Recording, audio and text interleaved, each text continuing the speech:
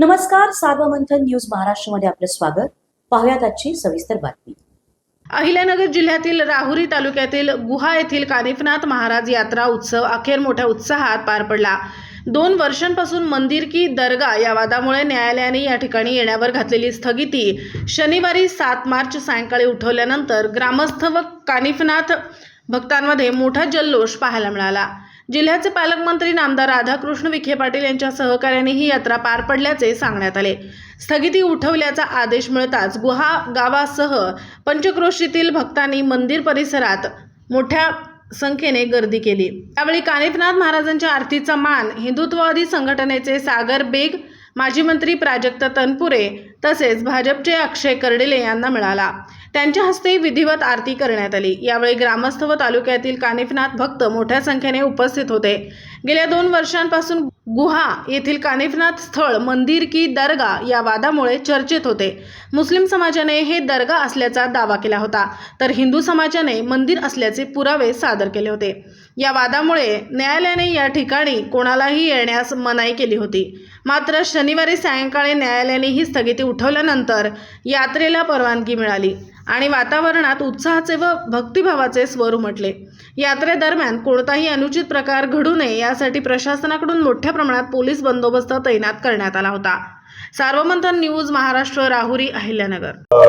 या यात्रेला इथं कोणी मंदिरात येऊ नये म्हणून स्थगिती होती, तर इथले सर्व जे ट्रस्टी आहेत ग्रामपंचायतने देखील मोठं सहकार्य केलं आणि अन्य पालकमंत्री महोदयांचं देखील मोठं कोर्टाच्या कामकाजामध्ये काही वकील देणं असेल असं मोठा त्या ठिकाणी आधार झाला आणि तो स्टे काल उठला किंवा तो त्याला जे काय इथं मनाई हुकूम होता इथे याला त्याला स्टे मिळाला, जेणेकरून आज यात्रा या ठिकाणी मोठ्या उत्साहामध्ये संपन्न होती. आज मोठ्या श्रद्धेनं मोठ्या भक्तिभावानं आमच्या सगळ्या माता भगिनी ग्रामस्थ हे सालाबादप्रमाणे ही यात्रा साजरा करू शकले. त्यामुळे ज्यांनी प्रयत्न केले त्या सर्वांचे मनापासून या ठिकाणी आभार व्यक्त करतो.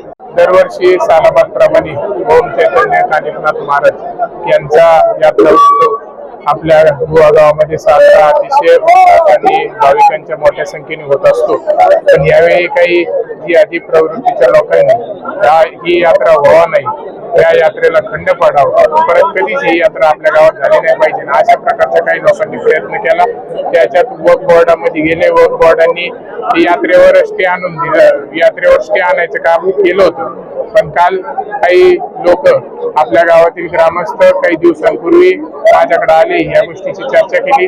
मी आपले पालकमंत्री राधाकृष्ण विखे पाटील साहेब यांच्याशी बोललो आणि नामदार साहेबांनी आपले मुख्यमंत्री देवेंद्रजी फडणवीस साहेब यांच्याशी चर्चा करून हायकोर्टातून आपल्याला अर्जंटमध्ये काल रात्रीच हा स्टे उठला आणि आपल्या यात्रेला परवानगी दिली आहे.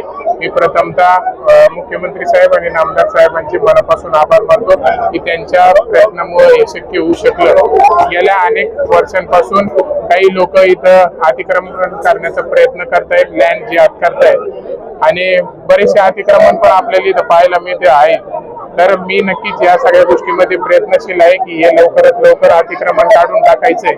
आणि आदरणीय आमदार शिवाजीराव पाटील साहेब यांची इच्छा होती, स्वप्न होतं 2022ला ते स्वतः येऊन इथं त्यांनी मूर्तीची प्राणप्रतिष्ठा केलं होतं आणि तेव्हापासून आपला यात्रा अतिशय आनंदामध्ये चालू होतो. भाविक देखील मोठ्या प्रमाणात गावातून आणि तालुक्यातून येतात आणि त्यांची इच्छा होती की भव्य दिव्य असं कानिफनाथांचं मंदिर होतं ना भविष्य, असं आपल्या गुहा गावामध्ये झालं पाहिजे. आणि नक्कीच पूर्ण विश्वासाने आपल्याला हा शब्द देतो की येणाऱ्या काही दिवसातच आपल्या गुहा गावामध्ये आपल्या जिल्ह्यात नसेल असं मंदिर कानिफनाथांचं असं आम्ही आपल्या गुहा गावामध्ये कोणत्याही परिस्थितीत करून दाखवणार. आणि यासाठी मला जे जे प्रयत्न करावे लागतील, जिथे जिथे जावं लागेल, जे जे करावं लागेल ते पूर्णपणे मी करणार आहे. नक्कीच येणाऱ्या दरवर्षी भाविक भक्तांना अतिशय आनंदामध्ये या यात्रा उत्सवाचा आनंद घेता येईल त्यासाठी पूर्णपणे मी प्रयत्न करणार आहे. आणि अतिक्रमण ज्या लोकांनी जे आधी लोकांनी इथे केलंय तर ते पण लवकरात लवकर आम्ही पूर्ण कायदेशीर प्रयत्न करून ते लवकर अतिक्रमण उकरून टाकणार आहे. आणि त्यांचं लय स्वप्न आहे, त्यांच्या लय इच्छा आहे की हे मंदिर पण बंद पाडणार आहेत. आम्ही तर तुम्ही स्वप्न बघू नका, किती काही जरी झालं आणि कुणी काही जरी केलं कुणी आलं तरी काही झालं तरी जवळ सूरज चंद्र आहे तर या गुहा गावची कानिफनाथांची यात्रा ही मी कोणत्याही परिस्थितीत बंद पडून देणार नाही. हा शब्द या निमित्ताने देतो. अतिशय उत्साहात आणि आनंदात आजचा कार्यक्रम पार पडलाय. येणाऱ्या कोणत्याच वर्षी आपल्या यात्रेला कधीच खंड नाही पडणार आणि आम्ही पडूनही देणार नाही एवढंच या निमित्तानं सांगतो. सर्व भाविक भक्तांना यात्रा उत्सवाच्या मनापासून इथे यात्रा होती. दरवर्षी ती यात्रा साजरी होती. त्या यात्रा आज साजरी होणे आणि मंदिरामध्ये प्रवेश होऊ नये यासाठी ते वक्फ बोर्ड मध्ये गेले होते.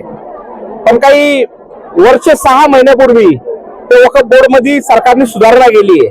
त्या सुधारणेचा फायदा आज झालाय. जर त्यावेळेस सुधारणा केली नसती तर तो स्टे आपल्याला उठवता आला नसता. कारण आता आपल्याला वक्फ बोर्ड मध्ये जर काही अन्याय होत असेल तर आपण लगेच हायकोर्टात जाऊ शकतो. असा तो कायद्यामध्ये बदल केलेला आहे. आपण तिथे हायकोर्टात गेल्यामुळे आपला तो स्टे उठला. याच्यासाठी तर आपण सरकारचं पहिले आभार मानले पाहिजे. तसं हा राजकीय नाहीये. पण आपल्याला हा कायदा तयार करणारी सरकार काँग्रेस आहे आणि हा कायदा मोडून काढण्यासाठी सरकार भाजप आहे. तर आपल्याला केंद्रात आणि राज्यात भाजप पाहिजे जर असे कायदे मोडीत काढायचे असेल तर. आतापर्यंत गो हत्याबंदी कायदा तयार नव्हता. ते बिजलीचे काळ झाला. लव जिहादवर कायदा कुणी आतापर्यंत त्याच्यावर बोलायची हिंमत नव्हती केली. हिंदुत्ववादी सरकारने तो कायदा तयार केला. म्हणजे इतर राज्यात पहिले झाला, आपल्या इथं नंतर झाला. ठीक आहे, नंतर काय व्हायला पण राज्यात आपल्या कायदा पास झाला. ही फार मोठी गोष्ट आहे. आज आम्ही पूर्णपणे संविधानिक पद्धतीने लढतोय. जेव्हा संविधान तयार झाला त्यावेळेस वक्फ बोर्डचं कुठेही नामनिशाण नव्हता. संविधान तयार झाल्यानंतर 4-5 वर्षानंतर वक्फ बोर्डची स्थापना केली आणि डॉक्टर बाबासाहेब आंबेडकरांचा स्वतंत्र विरोध होतो वक्फ बोर्डला. तो संविधानच्या विरोधात तो वक्फ बोर्ड आहे. म्हणून आम्ही तो वक्फ बोर्ड मानत नाही. आणि जर हे संविधानचा अपमान करून असं वागत असेल तर काही काळासाठी आम्ही संविधानची माफी मागून आमच्या पद्धतीने आणि आमच्या धर्माच्या पद्धतीने हा कायदा मोडीत काढून आमच्या पद्धतीने इथं आम्ही ताबा घेऊ. कारण 2005 पर्यंत आमच्या कानिफनाथ देवस्थानची इथं त्या उतार्यावर नाव होतं.